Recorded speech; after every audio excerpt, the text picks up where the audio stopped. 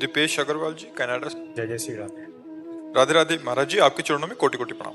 महाराज जी, मेरी दिनचर्या के अनुसार मैं एकांत में प्रभु को 1 घंटा ही समर्पित कर पाता हूँ। 2 महीने पहले राधा रानी की कृपा से हमें 2 जुड़वा बेटी की प्राप्ति हुई। मैं प्रभु को ज्यादा समय देना चाहता हूँ जैसे पहले देता था, पर ऐसा भी लगता हम ज्यादा नहीं कहते, हम पूरा समय कहते हैं। पूरा समय प्रभु को दो। जो तुम संसार को देते हो ना, वो प्रभु को ही देते हो। उसे मानना होगा। अगर नहीं मानोगे तो घाटा हो जाएगा, फिर काम नहीं बन पाएगा। फिर तुम्हारा मन कहेगा कि हम 2 घंटा प्रभु को दें, 2.5 घंटा प्रभु को दें, तो शेष जो 22 घंटा है या 21.5 घंटा है, वो किसको दोगे? और 21.5 घंटे में मृत्यु हो गई तो फिर तो क्या चिंतन चल रहा था, उसके अनुसार गति होगी। वो जरूर आपके स्टॉक में 2 घंटा भजन का है तो आपको अगले जन्म में मिलेगा, लेकिन भगवत प्राप्ति तो नहीं होगी। भगवत प्राप्ति तो होगी जब पूरा का पूरा समर्पित हो जाओ। तो घाटे में काहे को रहो? अध्यात्म को समझो। मैं प्रभु का, मेरा परिवार प्रभु का।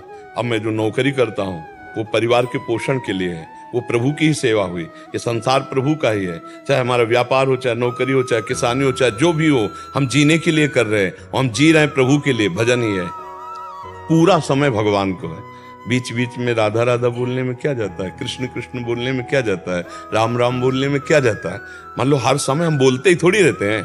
कभी हम चुप हैं तो अंदर अंदर जप कर रहे हैं, ऑफिस का काम कर रहे हैं, व्यापार कर रहे हैं, किसानी कर रहे हैं, भगवान से हम जुड़े। देखो, इसमें चाहिए भूख।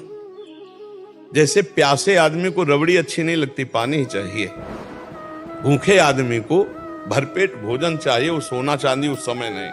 कई दिन का भूखा हो, उसके थाल में सोना चांदी हीरा जवाहरात तो कहेगा नहीं। पहले दाल रोटी पकाओ, हमारी भूख मिटाओ। ऐसी जब हमारी भजन की भूख जागृत हो जाए, भगवान की भूख जागृत हो जाए, तो हमारा सारा समय भगवान में समर्पित हो। सारा समय भगवान में जब तक समर्पित नहीं होगा तब तक हमारा काम बनेगा नहीं। समझ रहे हैं आप? तो कैसे समर्पित करना है? एकांत में बैठ करके ही नहीं, समाज में भी समर्पित करना। अंदर अंदर राधा राधा बोले, किसी से बात करना है, बात किया, व्यापार की, नौकरी की जो बात, फिर राधा राधा, उसको भी समर्पित किया भगवान में। यत करोशे, जो भी करो भगवान को समर्पित कर दो, वो भजन बन जाता है। हमारी बातें दिमाग में नोट कर लो। जो भी कर रहे हो, खाना पीना, व्यापार, नौकरी, पैसा, मान लो हम आपको 8 घंटे कोई नौकरी करने को मिला, बीच बीच में आपने नाम जप लिया और फिर इकट्ठे 8 घंटे प्रभु को समर्पित कर दिया, आपको उसका फल मिलेगा।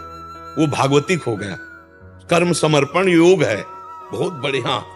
तो हम 1-2 घंटा क्यों समर्पित करें? सब कर्म समर्पित करेंगे, पूरा जीवन समर्पित करेंगे, सब समय समर्पित करेंगे तो हमें भगवान मिल जाएंगे। ठीक समझ में आ रहा है आपको? हाँ, हम बैठने वाला समय तो दे ही भगवान को, लेकिन अन्य कार्यों वाला भी समय हम भगवान को दें। हम 1-2 घंटा जो एकाग्र होकर भगवान में बैठते हैं, फिर हम व्यवहार में जाते हैं, तो वो व्यवहार भी भगवान का है। उसमें भी हम राधा राधा बीच में बोले, उस कर्म को भी भगवान को समर्पित करें, क्योंकि ये सृष्टि भगवान की ही तो है ना, और परिवार भगवान का है।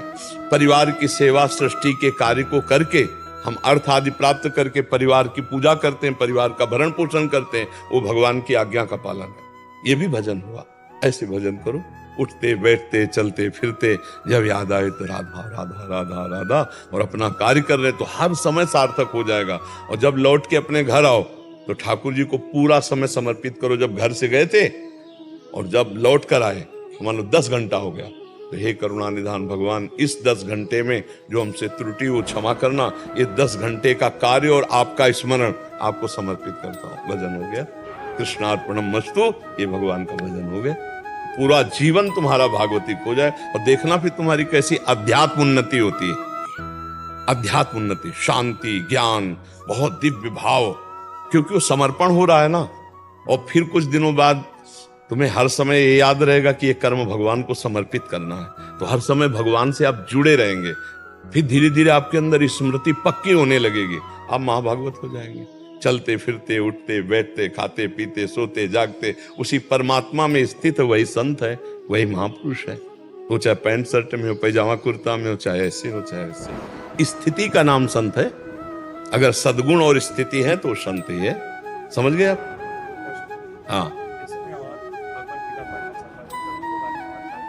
वो अपने आप जान जाओगे। ये कर्म पहले शुरू करो, पढ़ के नहीं जान पाओगे। होके जान जाओगे। अगर हमको जानना चाहते हो तो दूसरे से पूछ के नहीं जान पाओगे। आप हमसे प्यार करो तो हमें जान जाओगे, या हम जना देंगे तो जान जाओगे, या रात दिन हमारा चिंतन करोगे तो चिंतन का प्रभाव होता है, हमारे सारे सद्गुण आप में आ जाएंगे तो अपने आप जान जाओगे ये क्या है। तो हम भगवान का चिंतन कर रहे हैं, भगवान के लिए कर्म कर रहे हैं, तो हम सब जान जाएंगे। बिना पढ़े सब ज्ञान हो जाता है। हम लोग कोई व्याकरणाचार्य नहीं है, किसी संस्कृत कॉलेज में नहीं पढ़े, गांव के स्कूल में कक्षा 9 तक पढ़े हैं। तो वो एक है कि सब शास्त्रों को पढ़ा गया, महामहिमा है, और एक है कि हम कुछ नहीं जानते, राधा राधा राधा राधा राधा राधा। तो जो आया वो दिया हुआ आया उनको, सोई जाने जे देव जलाए। अब वो परमात्मा ने दिया हुआ ज्ञान है। आप जो सुनने आए ना, ये पढ़ा लिखा ज्ञान नहीं, ये परमात्मा का दिया हुआ ज्ञान आप सुन रहे हैं। इसीलिए जो आपको प्रिय लग रहा है, सुखद लग रहा है, ये परमात्मा का दिया गया। नहीं, विद्वान तो बहुत, हम पढ़े लिखे ज्यादा नहीं है। हमसे तुम व्याकरण पूछो तो हमें व्याकरण का ककारा नहीं आता है, हाँ नहीं आता। हम संस्कृत कहीं पढ़े नहीं, कहीं हम जाके प्रवचन सीखा ले, गंगा किनारे रहे। पर ये जरूर है कि जो हमें मार्ग दिया गया भगवान की कृपा से, गुरु की कृपा से, उस मार्ग में चले, तो मार्ग में चलने पर जो ज्ञान हुआ वही तुम्हें लाभ दे रहा है, वही तुम सुन रहे हो। ऐसे ज्ञान प्राप्त करो। पढ़ लिख के जो ज्ञान होता है वो बौद्धिक होता है, और जो साधना से ज्ञान प्राप्त होता है वो हृदयस्थ होता है। तो बुद्धि वाला बुद्धि में केवल रह जाता है, हृदय वाला काम करता है ज्ञान। नहीं, जैसे जानकारी हमारे पर कई ऐसे हमें मिले हैं जिनको शास्त्रों का ज्ञान है, लेकिन चले एक कदम नहीं, तो सूखे के सूखे वैसे ही, मतलब बनाने का पूरा भोजन ज्ञान है, लेकिन कभी बैठ के बना के पाया नहीं, तो वो बात बनेगी नहीं। तो हमें लगता है कि पहले खूब भजन करो, आचरण सुधारो, अब ज्ञान गीता कंठस्थ है, और पराई माता बहनों की तरफ गंदी दृष्टि पे विचार हो, दूसरे के धन लेने की इच्छा हो, और मनमानी आचरण हो, और गीता कंठस्थ है, तो हमें लगता है कि गीता को जाना नहीं। अभी तुमने भगवान की आज्ञा का पालन नहीं किया, इसलिए गीता प्रकाशित नहीं होगी। और कुछ नहीं आता, और कृष्ण कृष्ण कृष्ण कृष्ण राधा राधा राधा, और गंदे आचरण ना करो, तो अभी गीता का ज्ञान एक आदमी श्लोक में बोलेगा और तुम ऐसे देहाती भाषा में बोलोगे, अर्थ वही होगा। मिला लो दोनों, वेद में देख लो और उस सच्चे भजनानंदी की बात पकड़ लो, तो दोनों का एक होगा। जो वेद बोल रहा है वही उसके, क्योंकि भगवान ही से तो वेद प्रकट हुआ है, और भगवान ही उसको ज्ञान करवा रहे हैं। तो हमारी बात समझ पाए आप? हाँ, नाम जप करो, अच्छे आचरण करो। दूसरों को दिखाने के लिए ज्ञान नहीं होता, अपनी अनुभूति के लिए ज्ञान, और वो अनुभूति भजन से होती है, वो पढ़ने लिखने से नहीं होती, वो भजन से होती है।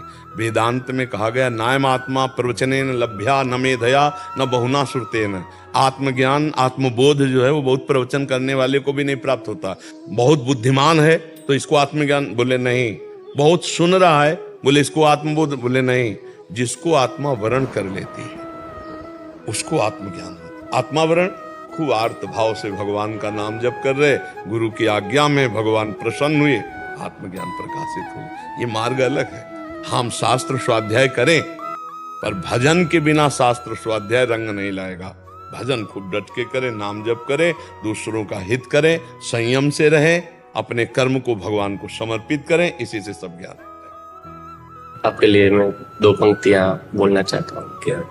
मेरे गुरुवर मेरे दिल में तुम अपना नाम रहने दो, और अपने नाम की भक्ति सुबह और शाम करने दो। खुशी क्या उसके मिलने की जो मिल कर